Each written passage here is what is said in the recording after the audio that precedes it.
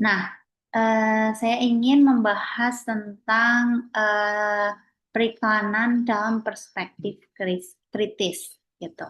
Kenapa membahas periklanan dengan perspektif kritis ini?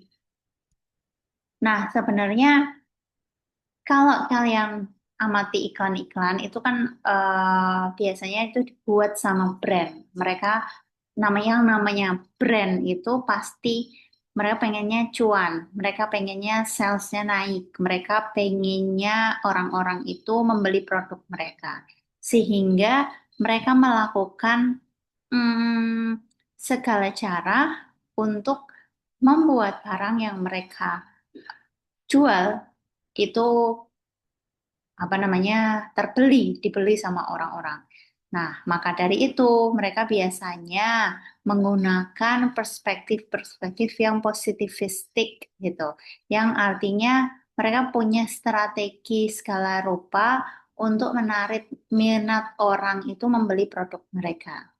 Nah, tetapi terkadang iklan yang mereka bikin itu tuh membuat masyarakat itu punya konsepsi yang salah akan sesuatu. Misalnya, kalau kita search nih iklan kecantikan atau iklan make, saya tampilkan ya. Nah, kalau misalnya kita search nih di apa namanya di Google lah, di Google iklan kecantikan. Nah, yang muncul adalah orang-orang yang berkulit putih. Nah, orang-orang yang mereka itu berkulit putih, mereka itu apa namanya kulitnya mulus gitu. Jadi shade kulitnya kalau kalian lihat shade kulitnya ya bening putih seperti itu.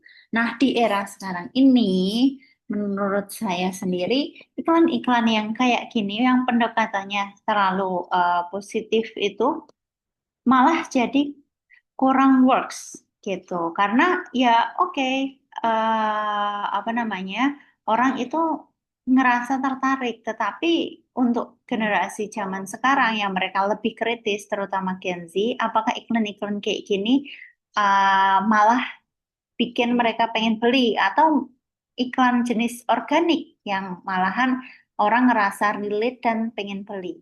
Nah, untuk itu ada pendekatan baru menurut saya yang bisa oke, baru aja mulai. Yang menurut saya lebih menarik ketika membuat sebuah iklan. Misalnya, daripada menggunakan model-model yang putih seperti ini yang terlihat perfect, alangkah lebih menariknya kalau di zaman sekarang kan, itu kan banyak influencer atau reviewer produk yang mereka itu asal jeplak aja menggunakan suatu produk kecantikan, kemudian membuat kulit mereka menjadi lebih baik gitu kan. Permasalahan kulit mereka menjadi lebih baik. Nah, hal-hal organik seperti itu yang sebenarnya lebih dibutuhkan di era iklan zaman sekarang, di advertising on digital age. Karena orang itu udah tidak bisa dipengaruhi lagi oleh iklan-iklan konvensional yang apa banyak mereka lihat di media-media konvensional, media sosial yang secara template itu sama. Itu artinya bahwa misalnya contoh iklan produk kecantikan kita search ya. Nah, nih langsung muncul nih gambar-gambar kayak gini. Nah, sedangkan di era zaman sekarang kalau orang lihat kayak gini, model dengan kulitnya yang putih, kemudian ada display iklan, bagi anak-anak muda mungkin udah nggak works lagi ya, ya udah gitu aja gitu kan. Nah tapi untuk iklan kecantikan, misalnya produk kecantikan, ini kan kita lihat.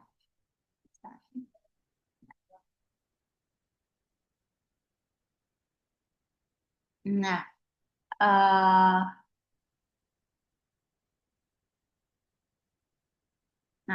Misalnya, kita pengen membuat sebuah gebrakan baru nih di dalam di dalam advertising produk kecantikan, maka kita harus keluar dari bayang-bayang itu tadi, bayang-bayang produk kecantikan, iklan produk kecantikan yang udah ada. Kalau misalnya kalian search nih, iklan produk kecantikan itu template-nya seperti apa sih? Nah, tadi pakai orang yang putih, kemudian dia cantik, artis cantik atau orang yang terkenal yang cantik, dan dia itu terlihat sempurna dengan berbagai macam efek visual, digital imaging, artinya dipoles sana sini.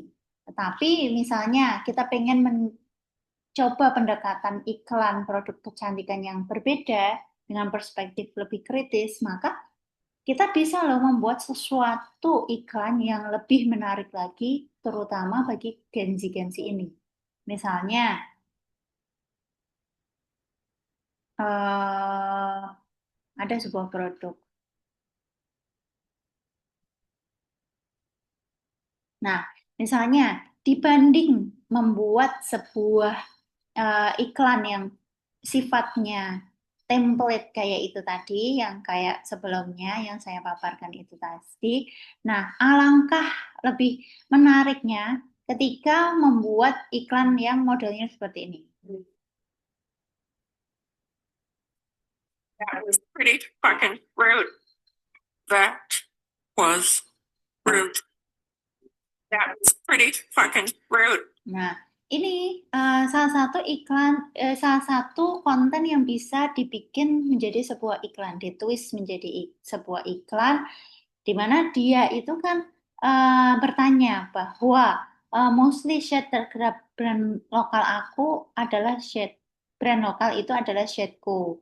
Nah, dia kan tanya terus drop dong produk lokal yang banyak shade gelap. Artinya bahwa ternyata nggak banyak loh produk lokal yang dia itu punya shade gelap atau yang meskipun kadang mereka punya shade gelap, tetapi di dalam iklan itu tidak menunjukkan orang-orang yang modelnya itu berkulit gelap gitu. Karena di dalam benak masyarakat Indonesia masih beranggapan bahwa orang yang cantik itu adalah orang yang putih. Nah, sehingga perspektif ini nih, cantik itu putih itu yang harus diubah. Nah, harus diubah sehingga ketika membuat sebuah produksi iklan, daripada kita membuat iklan kecantikan yang menggunakan modal-modal berkulit putih saja, alangkah lebih baiknya mungkin kita bisa nih memakai model yang punya range kulit kulit itu beragam. Jadi ada yang gelap, ada yang putih, ada yang kuning lasat gitu. Sehingga orang tuh juga aware, oh ternyata orang berkulit gelap kayak mbaknya ini ketika dia menggunakan produk kecantikan yang tepat itu juga bisa keren loh, bisa cantik loh, gitu, bisa menarik loh. Nah, seperti itu. Nah, kemudian selain itu, bentar, apa laptop saya baterai habis, sebentar. Saya charge dulu.